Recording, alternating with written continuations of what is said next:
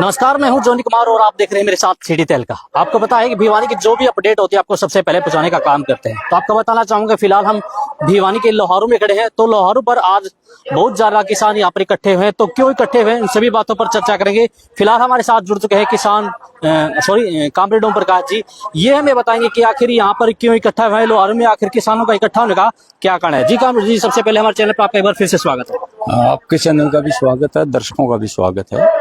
ये किसान यहाँ जो है लोहारू उपमंडल अधिकारी नागरिक लोहारू के सामने इकट्ठे हुए हैं। ये खरीफ फसल 2023 का बीमा जो है ना मारा गया किसानों का, और छेमा कंपनी ने 350 करोड़ का घोटाला कर दिया। जो कृषि विभाग के बड़े अधिकारी थे उनसे मिलके जब 200 करोड़ भिवानी के, जिसमें ज्यादातर लोहारू का है ये बीमा, और 150 करोड़ रुपए दादरी के हैं। इन्होंने स्टेट टेक्निकल एडवाइजरी कमेटी के जरिए सैटेलाइट इमेजिंग से नुकसान दिखा दिया, जबकि क्रॉप कटिंग से नुकसान था। तो वो आचार संहिता लगी हुई थी उसके बाद, और उसका टाइम जा लिया था कंपनी की शिकायत करने का। उसके बाद ये ऐसा उन्होंने किया है। इसमें बाकायदा बड़े अधिकारी मिले हुए हैं, और ये किसानों के 350 करोड़ रुपए का चूना लगा दिया है।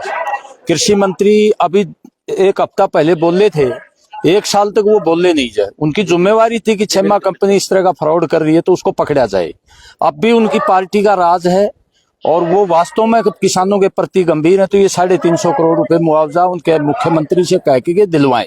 ये बाकायदा फ्रॉड किया, और हम ये चाहेंगे ये फ्रॉड। आप ये भी कह रहे हैं कि दिखा दिया गया, मिल लिया तो फिर वो पैसा गया नहीं, वो क्लेम बना था इतना क्रॉप कटिंग के हिसाब से, फसल जो बर्बाद हुई थी कपास और दूसरी फसलें, उसके बाद हेराफेरी कर दी।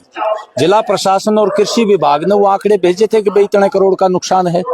फिर हेराफेरी करके वो 200 करोड़ भिवानी का, 150 करोड़ दादरी का जो है वो खत्म कर दिया।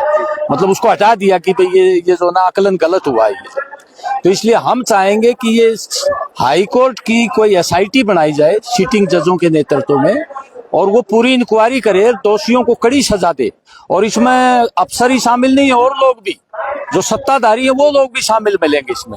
तो इसलिए हम ये कहना चाहते हैं कि ये निष्पक्ष उच्च स्तरीय न्यायिक जांच हो, दोषियों को पकड़ा जाए, और किसानों को जितना नुकसान है उसकी भरपाई करी जाए तुरंत ब्याज समेत। तो अब भी आज भिवानी के लाहौर में कितनी पंचायतें पहुंचे, कितने किसान पहुंचे, क्या कहना मानते कितने? देखिए, संयुक्त किसान मोर्चा से आज सभी किसान आए हुए हैं। मुख्य रूप से फसल का टाइम भी है, इस समय सरसों की कटाई चल रही है। उसके बावजूद भी बड़ी संख्या में ये किसान आए हैं।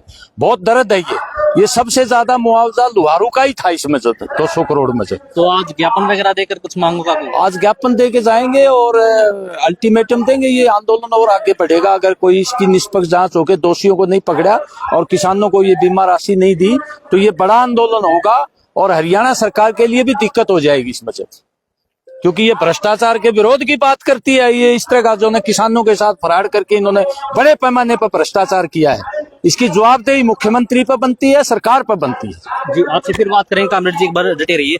तो रवि आजाद जी हमारे साथ जुड़ चुके हैं, तो इनसे बात करते हैं कि आखिर आज यहाँ पर महापंचायत के दौरान काफी किसान यहाँ पर इकट्ठा हुए, इसका क्या कारण मानते हैं? जी सर, सबसे पहले नाम बताइए। रवि आजाद, युवा प्रदेश अध्यक्ष, भारतीय किसान यूनियन हरियाणा। क्या मानते हैं सर, आज लगभग भिवानी के लगभग सभी जगह से किसान यहाँ पर पहुंचे, तो क्या मुद्दा है, क्या विषय?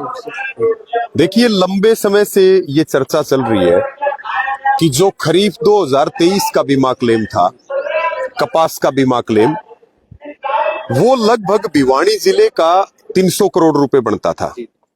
लेकिन चुनाव से ठीक पहले और चुनाव के दौरान सैटेलाइट का नाम लेकर के, इसमें हम सीधे तौर पे कहें, पूर्व कृषि मंत्री जेपी दलाल, जो कृषि विभाग के सीनियर अधिकारी हैं वो, और जो सेमा कंपनी है, इन्होंने साठगांठ करके और अपने अधिकार क्षेत्र से बाहर जाकर के सैटेलाइट का नाम लेकर के, और जो भिवानी जिले का 300 करोड़ रुपए बीमा क्लेम था उसको 100 करोड़ रुपए कर दिया। और अगर हम बात करें अकेले लोहारू विधानसभा की, तो लगभग 184 करोड़ रुपए बीमा क्लेम बनता है। इसी प्रकार से 150 करोड़ रुपए बीमा क्लेम बना चरखी दादरी जिले का, उसको इन्होंने जीरो कर दिया। उदाहरण के तौर पे जिस गांव को बीमा क्लेम मिलना था 31,000 रुपए, जो सीसीई के आधार पे जो क्लेम बना, वो बीमा क्लेम काट करके 265 रुपए 300 रुपए 400 रुपए प्रति एकड़ कर दिया गया। तो ये मसला है और ये लगभग 350 करोड़ रुपए का घोटाला है।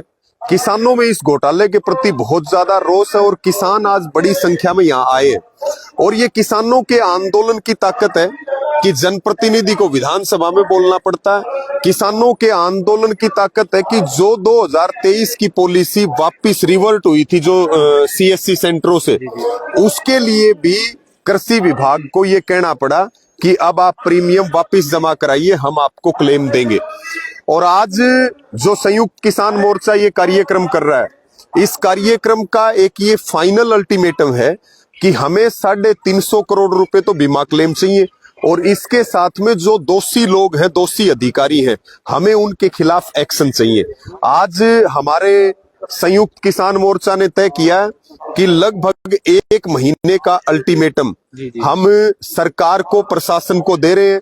1 महीने के दौरान आप किसानों को बीमा क्लेम दे दो, जिन लोगों ने घोटाला किया उनको सजा दो, अन्यथा फिर हम मीटिंग करके सभी संगठन और आगे का कड़ा फैसला लेंगे। ये तय है कि बीमा क्लेम देना पड़ेगा और दोषी लोगों के खिलाफ कार्रवाई करनी पड़ेगी।